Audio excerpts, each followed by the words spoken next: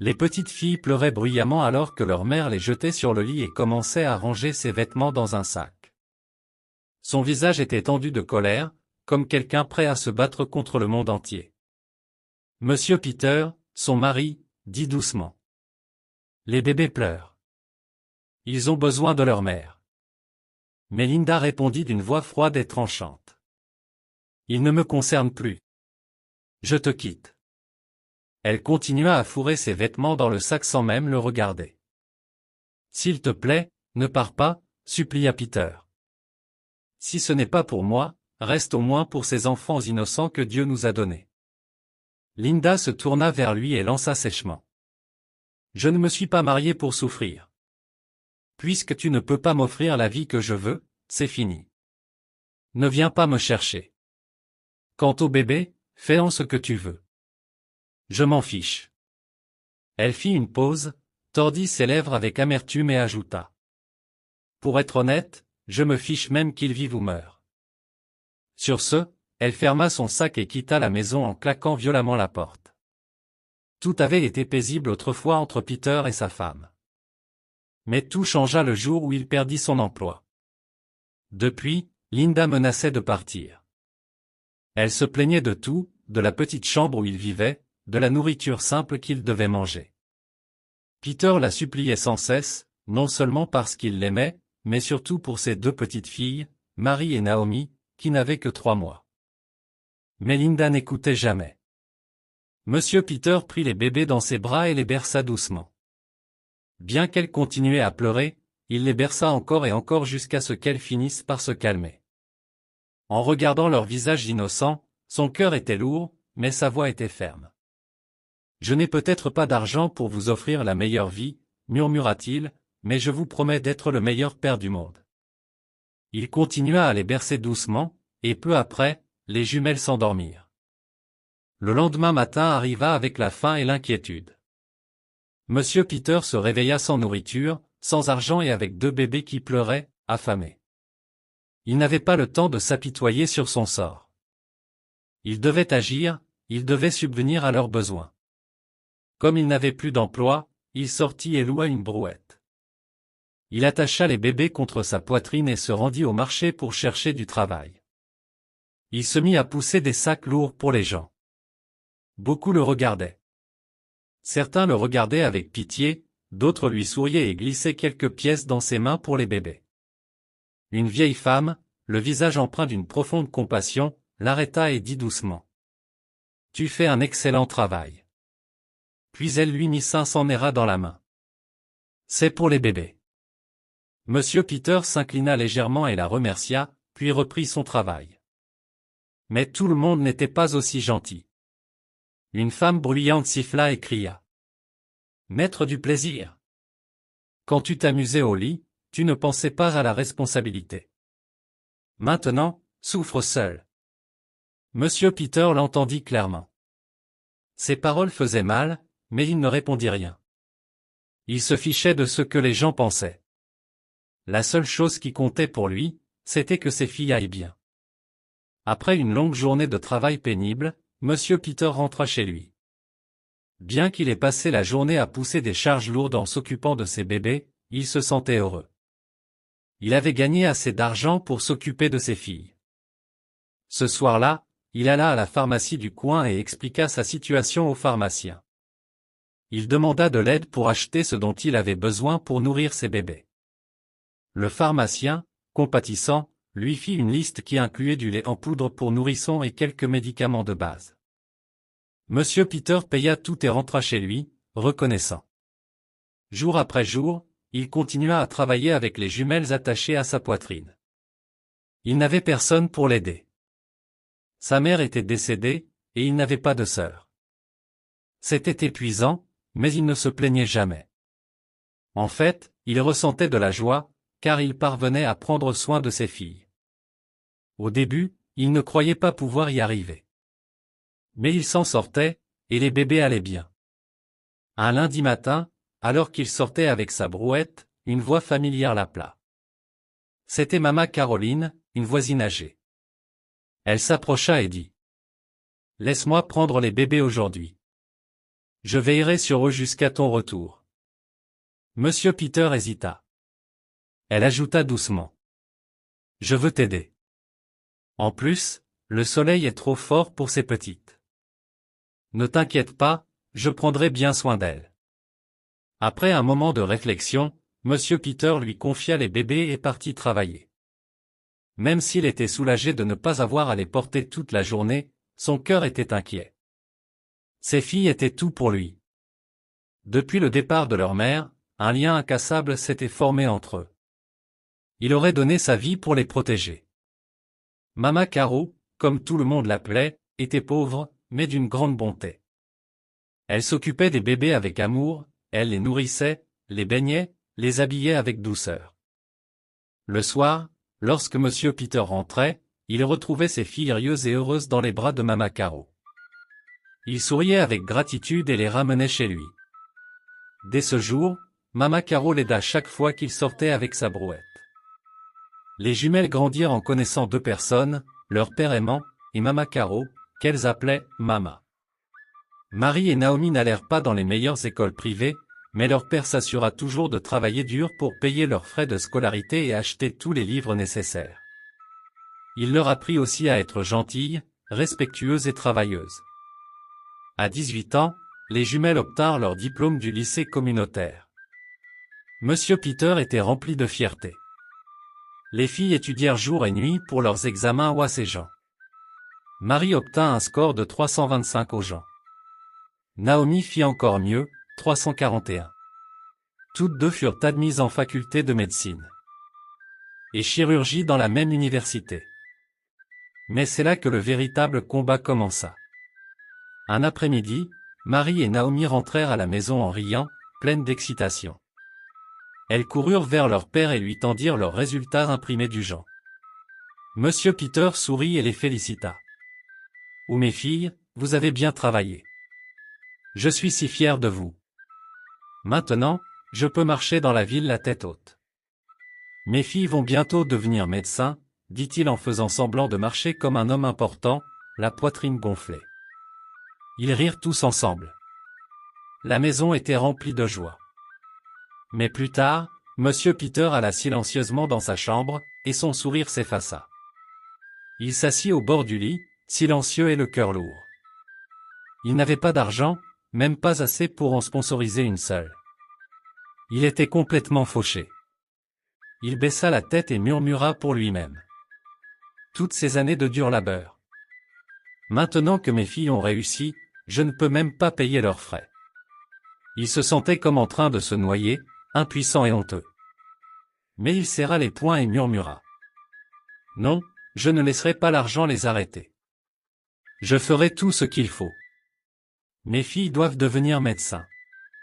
Le lendemain matin, Monsieur Peter se leva très tôt, bien avant que les jumelles ne s'éveillent. Mais cette fois, il ne prit pas sa brouette. Au fond de lui, il savait que ce dont il avait besoin maintenant dépassait de loin ce que cette vieille brouette pouvait offrir. Il marcha d'un pas lourd jusqu'à la maison d'un homme riche du quartier et demanda à lui parler. L'homme riche, encore en pyjama, le regarda avec suspicion. « Quelle affaire t'amène chez moi si tôt le matin ?» Monsieur Peter tomba à genoux et dit. « S'il vous plaît monsieur, je veux que vous me preniez comme domestique. Je ferai tout ce que vous direz, lavez vos vêtements, cuisinez vos repas, balayez votre cour.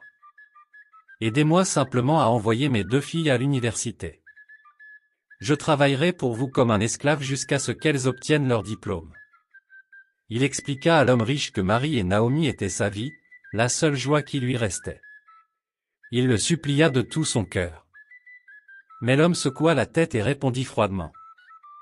Former deux étudiantes en médecine et en chirurgie, ce n'est pas un jeu d'enfant. Je ne le ferai pas.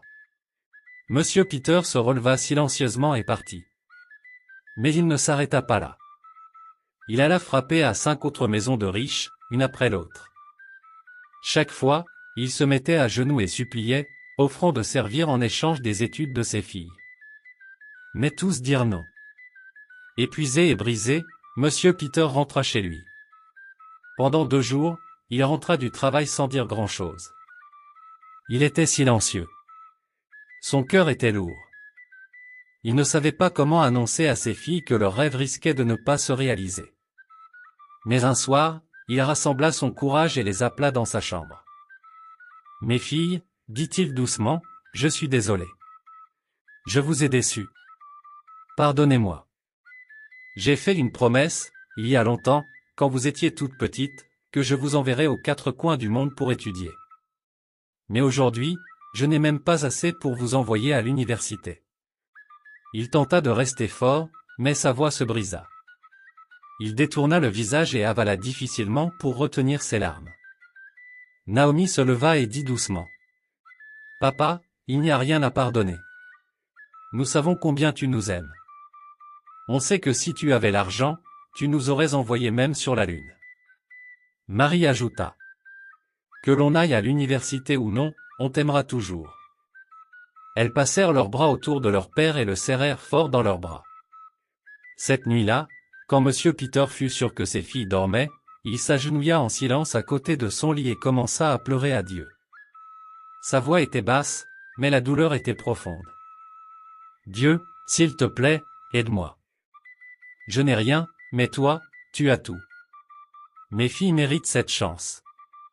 S'il te plaît, Seigneur, aide-moi à les envoyer à l'école. » Il pleura amèrement, frappant ses mains sur le sol. Ses épaules tremblaient. Il suppliait Dieu comme un homme noyé dans le chagrin. Marie et Naomi étaient éveillées. Elles entendirent tout. Cela leur brisa le cœur. Toute leur vie, leur père avait été leur roc. Ils n'avaient jamais pleuré, jamais plaint, même quand la vie était dure. Mais cette nuit-là, ils pleuraient, ils sanglotaient à cause d'elle. Elles enfouirent leur visage dans leurs oreillers et pleurèrent en silence. Les jours suivants passèrent avec un peu de paix dans la maison, malgré tout. Marie et Naomi, bien que tristes, restèrent fortes. Elles prirent une décision courageuse, elles se rendirent à l'université et différèrent leur admission. C'était douloureux, mais elles avaient un plan, elles voulaient travailler, économiser de l'argent, et aider leur père d'ici l'année suivante. Un jour, elles sortirent ensemble pour chercher un emploi. Après de nombreux refus, elles trouvèrent enfin un emploi dans un restaurant propre et bien tenu. Marie et Naomi commencèrent à y travailler immédiatement. Elles accueillaient les clients avec le sourire, servaient la nourriture avec soin et montraient du respect à tout le monde. Les clients les appréciaient et leur laissaient de généreux pourboires. Certains hommes tentèrent de profiter de leur pauvreté, mais les jumelles tinrent bon. Elles refusèrent de vendre leur dignité. Elles économisèrent presque chaque centime qu'elles gagnaient. Le soir, elles comptaient leur argent et priaient avec leur père. Monsieur Peter ne cessa jamais de prier pour elles. Chaque jour, il s'agenouillait et demandait à Dieu de bénir le travail de leurs mains. Après environ 7 mois de dur labeur, d'économie et de prière, Marie et Naomi ouvrirent leur propre petit restaurant. Ce n'était pas grand, mais c'était propre, soigné et joliment aménagé. Elles cuisinaient de délicieux plats et traitaient chaque client comme un membre de la famille. Elles utilisaient aussi les réseaux sociaux pour faire leur publicité. Très vite, les clients commencèrent à affluer en grand nombre. Le petit restaurant devint populaire. Marie et Naomi s'élevaient enfin. Elles continuaient à économiser chaque sou. Le rêve de devenir médecin brûlait encore dans leur cœur. Mais la vie suivait son propre chemin. Le destin, cependant, avait autre chose en réserve. Un soir, après une longue journée fatigante au restaurant, Marie nettoyait les tables lorsqu'elle remarqua une mallette noire sous l'une des chaises. « Regarde, Naomi, dit-elle en la tenant. Quelqu'un a dû l'oublier. » La curiosité les gagna. Elles ouvrirent prudemment la mallette et restèrent figées. À l'intérieur, se trouvaient de nombreux documents importants et une grosse liasse de dollars américains. Les yeux de Naomi s'écarquillèrent. Cette personne doit être très riche. Elles ne perdirent pas de temps. Elles refermèrent la mallette et la ramenèrent chez elles. Quand Monsieur Peter la vit, il écouta ses filles en silence puis hocha la tête. « Vous avez bien fait de la ramener. Ne vous inquiétez pas, le propriétaire viendra forcément la chercher. Ce sac est trop précieux pour être perdu. » Le lendemain matin, les filles retournèrent tôt au restaurant avec la mallette. En arrivant, elles virent un homme à l'allure riche debout près d'une voiture noire brillante, l'air inquiet. Lorsqu'elles le saluèrent, il demanda aussitôt. « Par hasard, avez-vous vu une mallette noire ?» « Oui, » répondit Marie en la sortant de leur sac. Elle la lui tendit avec précaution. L'homme la regarda, visiblement soulagé. « Merci beaucoup, » dit-il rapidement, prit la mallette, monta dans sa voiture et partit sans un mot de plus. Naomi cligna des yeux. « Il aurait au moins pu nous laisser un de ses billets, » plaisanta-t-elle. Marie éclata de rire. « Alors maintenant tu veux des dollars ? Je vais t'appeler les 10 dollars. » Elles rirent ensemble et retournèrent à l'intérieur du restaurant pour commencer leur journée. Elles étaient toujours les seules à y travailler. Le restaurant n'était pas encore assez grand pour embaucher, mais elles restaient pleines d'espoir. Chaque jour était un pas en avant. Vers midi, alors que le soleil brûlait les rues animées, le même homme qui avait récupéré la mallette revint. Il arriva dans la même voiture brillante, mais cette fois, il n'était pas pressé. Il s'arrêta et sourit à Marie et Naomi. « Je suis Prince Tony », se présenta-t-il en sortant de la voiture. « Pour votre honnêteté et votre fidélité, je veux vous récompenser. » Marie et Naomi échangèrent un regard plein d'espoir, pensant qu'elles allaient peut-être enfin recevoir un peu d'argent. Mais à leur surprise, Prince Tony ne leur donna pas d'argent. À la place, il les emmena dans un grand bâtiment impressionnant. « C'est pour vous, » dit-il. Les documents dans la mallette valaient bien plus que l'argent. Vous avez sauvé ma famille en protégeant ce sac. Je veux que vous ayez ce bâtiment pour votre restaurant. Il est à vous. Marie et Naomi restèrent là, choquées. Elles n'en croyaient pas leurs yeux.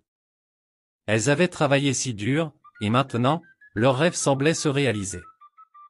Des larmes de gratitude montèrent à leurs yeux alors qu'elles le remerciaient encore et encore, le cœur rempli de joie. Elles prirent rapidement un taxi pour aller chercher leur père. Elles le repérèrent au marché, debout près de sa brouette, buvant un verre de cunu bien frais.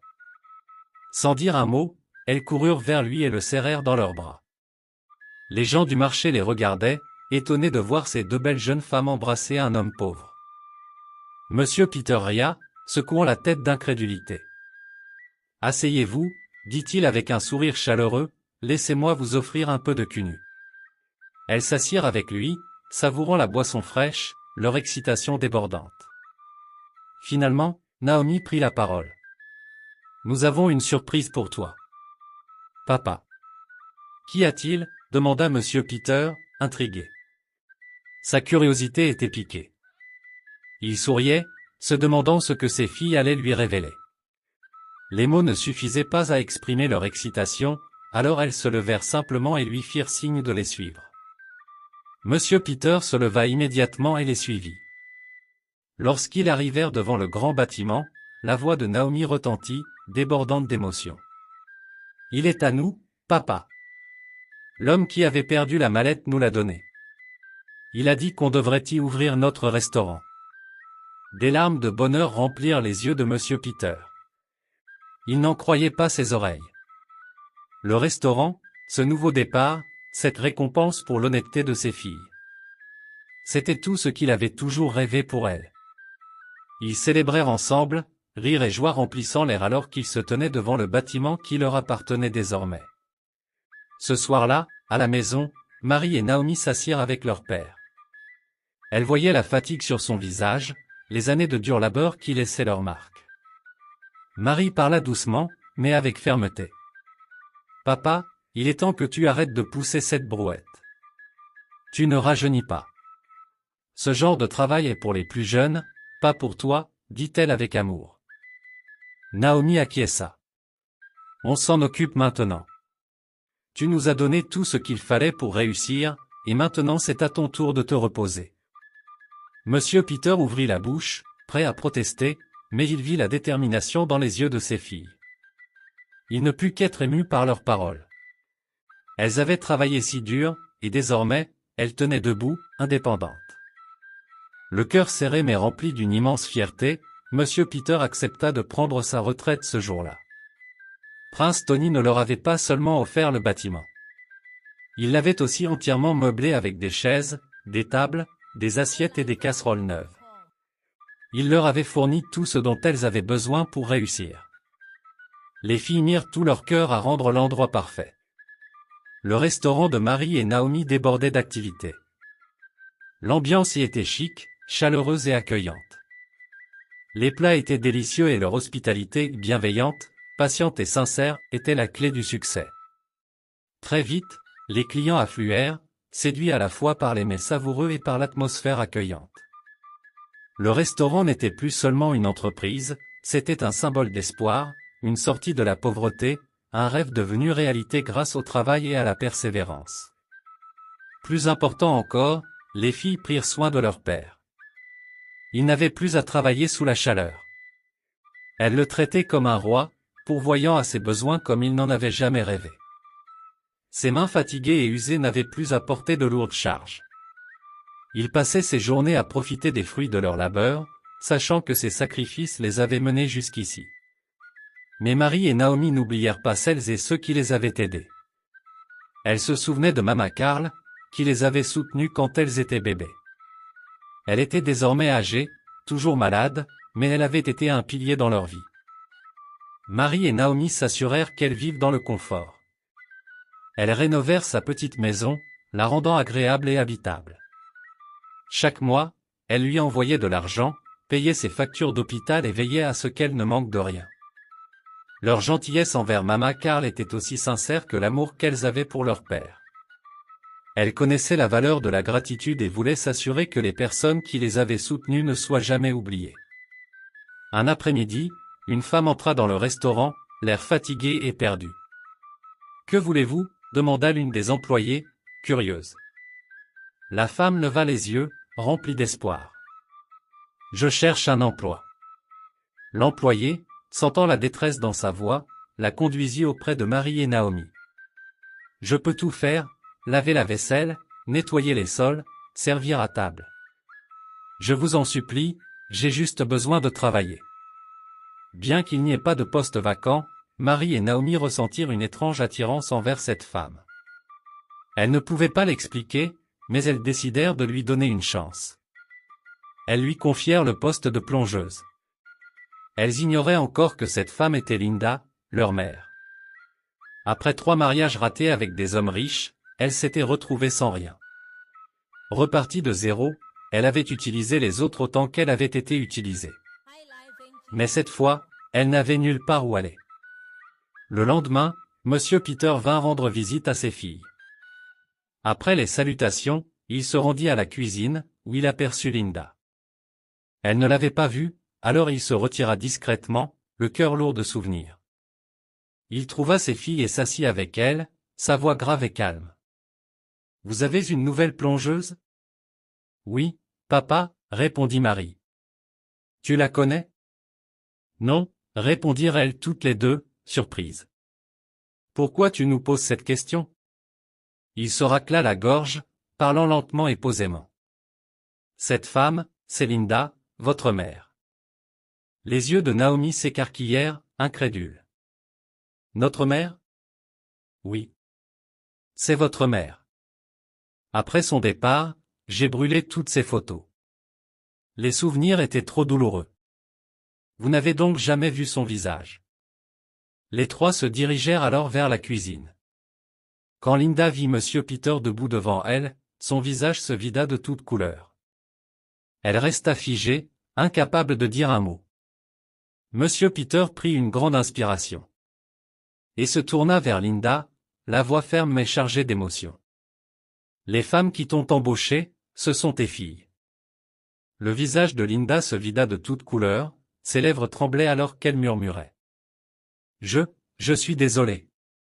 Je suis tellement désolé, mes filles. » Ces mots sortirent en sanglots à peine audibles, tandis qu'elle baissait la tête, submergée par le regret. Le visage de Marie se durcit, une tempête d'émotion dans ses yeux. « Tu dois partir, » dit-elle fermement. Elle prit une liasse de billets sur le comptoir et la tendit à Linda. « C'est plus que ce que tu as gagné ici. Va-t'en. Je ne te connais pas, et tu n'es pas ma mère. Ma mère, c'est Mama Caro, pas une étrangère. Sa voix se brisa à la dernière phrase, mais la colère brûlait encore dans son cœur. Naomi, qui était restée silencieuse jusqu'à présent, prit sa sœur dans ses bras et la serra fort. « Je sais que tu souffres, Marie. Moi aussi, dit-elle doucement, avec compassion. Mais je t'en prie, ne la renvoie pas. Pas maintenant. Elle a besoin de notre aide. » Le visage de Marie se tordit de douleur, les larmes coulant librement. « Je ne veux pas l'aider, murmura-t-elle. Puis, pointant Linda du doigt, elle cria. « Cette femme nous a abandonnés. Elle est partie vivre sa vie pendant qu'on devait se débrouiller seul. Elle nous a laissés avec notre père, à souffrir et à mourir à petit feu. » La douleur dans sa voix était brute, pure. La vérité jaillissait enfin de son cœur. Ses sanglots résonnaient dans la pièce, profonds et déchirants. Les larmes semblaient inépuisables. Mais peu à peu, alors qu'elle laissait sortir son chagrin, elle se calma. Le poids de la douleur s'allégea, même si ce n'était que pour un instant. Tremblante, Linda tendit la main vers elle, sa voix pleine de remords. « Je suis désolée, mes filles. Pardonnez-moi, je vous en supplie. J'étais jeune, stupide et égoïste. Je suis désolé. » Ce soir-là, Monsieur Peter s'assit avec ses filles. Son visage était marqué par une tristesse silencieuse. La conversation qui suivit fut difficile. L'air était lourd de tension. Mais au bout du compte, leurs cœurs s'adoucirent. Elles pardonnèrent à Linda bien que ce fût une décision douloureuse. Le lendemain, Marie et Naomi décidèrent de lui confier un nouveau rôle dans le restaurant. Elle ne supportait pas de la voir continuer à laver la vaisselle. Linda devint matrone, responsable du bon fonctionnement du lieu, un poste lui permettant de montrer qu'elle pouvait être digne de confiance. Au début, Linda sembla incarner la douceur dont le restaurant avait besoin. Les employés ne se plaignaient pas, et les clients semblaient apprécier sa présence discrète. Mais avec le temps, les choses changèrent. Le tempérament de Linda éclata. Sa voix douce devint sèche et autoritaire. Elle commença à intimider les employés, les réprimandant pour la moindre erreur, avec une attitude méprisante. L'ambiance du restaurant devint tendue. Les employés l'évitaient, et les clients remarquèrent le changement. Peu à peu, comme une fuite lente dans un bateau, la clientèle diminua. La chaleur et la joie qui faisaient la renommée du restaurant furent remplacées par une sensation de malaise. Marie et Naomi remarquèrent ce changement, sans savoir comment y remédier. Leurs rêves leur glissaient entre les doigts. Un soir, elles firent asseoir leur mère, leur visage grave et inquiet. Il fallait lui parler de son comportement, dans l'espoir qu'elle écouterait. Mais Linda se montra aussitôt sur la défensive. « Je suis votre mère. » lança-t-elle d'un ton glacial. « C'est moi qui vous ai mis au monde. Vous n'avez rien à me dire. » Marie, blessée par ces paroles, tenta de garder son calme. « Tu es ici pour nous aider, mais ton attitude est en train de détruire tout ce pour quoi on a travaillé. » Les yeux de Linda se plissèrent. Elle poursuivit, amère. « Et votre père, hein? Celui à qui vous donnez tout votre argent? Il ne fait rien, il reste assis à la maison pendant que moi, vous ne me donnez que mon salaire. » Le visage de Marie s'assombrit de colère. « J'aurai un sérieux problème avec toi si tu oses encore dire du mal de mon père, dit-elle d'une voix ferme. Mais Linda n'en avait pas fini. « Vous ne m'aimez pas, cracha-t-elle, sa voix tremblante de rancœur. Vous me tolérez juste ici? » La conversation dégénéra rapidement en dispute. Personne ne voulait céder. Finalement, épuisés et abattus, Marie et Naomi allèrent voir leur père. Monsieur Peter écouta en silence, puis prit la parole, sa voix lourde d'expérience. « Elle reste votre mère? Mais si vous la laissez continuer au restaurant, elle va détruire tout ce que vous avez bâti avec tant d'efforts. » Après une longue discussion, Marie et Naomi prirent une décision. Le lendemain, ils annoncèrent à Linda qu'elle ne travaillerait plus au restaurant. Sa réaction fut immédiate, pleine de colère. « Je sais que c'est votre stupide père qui vous a monté contre moi. cria-t-elle, la voix tremblante de rage. L'insulte fit mal, mais Marie et Naomi restèrent fermes. Elles regardèrent leur mère partir en furie, ses paroles dures résonnant encore dans l'air. Malgré la douleur causée par ce départ, les jumelles ne la laissèrent pas sans soutien. Elles ouvrirent pour elle une petite boutique juste en face de sa maison, lui permettant ainsi de gérer sa propre activité. Ce n'était pas la solution idéale, mais c'était déjà quelque chose. Monsieur Peter, bien qu'ému par tout ce qui s'était passé, gardait la nostalgie des jours meilleurs. Il souhaitait oublier le passé et ramener Linda dans sa vie, comme épouse. Mais le comportement de Linda l'avait trop blessé, et il n'arrivait pas à surmonter la douleur qu'elle avait causée. Pendant ce temps, le restaurant prospérait. L'ambiance s'améliora après le départ de Linda, et les affaires explosèrent. La nouvelle se répandit à propos de l'accueil chaleureux et de la délicieuse nourriture. Très vite, le restaurant devint plus florissant que jamais. Marie et Naomi ouvrirent d'autres établissements, dans plusieurs villes à travers le Nigeria. Leur travail acharné et leur dévouement portèrent enfin leurs fruits. Mais ce n'était pas seulement l'argent qu'elles avaient gagné, c'était la paix qu'elles avaient trouvée. Leur père était comblé. Ils n'étaient plus accablés par la présence toxique de leur mère, et le restaurant redevenait le centre de leur réussite. L'argent n'étant plus un souci, elles prirent le temps de discuter de leur rêve d'enfance, devenir médecin. Naomi prit la parole la première, sa voix douce mais assurée. Le feu n'est plus en moi. J'aime mon entreprise. Elle regarda autour d'elle, observant l'agitation des clients et du personnel, et ressentit une profonde fierté. Ce qui avait commencé comme un rêve de médecine semblait désormais lointain, presque insignifiant, face à la joie et au sens qu'elle trouvait dans leur travail. Marie acquiesça avec un sourire chaleureux. Cette entreprise est la réponse de Dieu aux prières de notre Père. Moi non plus, je ne veux plus devenir médecin. J'aime ce que nous avons construit. Ses yeux brillaient, non pas d'un rêve médical, mais de l'excitation pour leur établissement florissant, un lieu où elles pouvaient continuer à aider les autres, autrement, ensemble. Elles partagèrent un moment de silence, en paix avec le chemin qu'elles avaient choisi.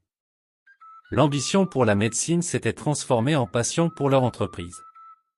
Elles savaient avoir trouvé leur véritable vocation.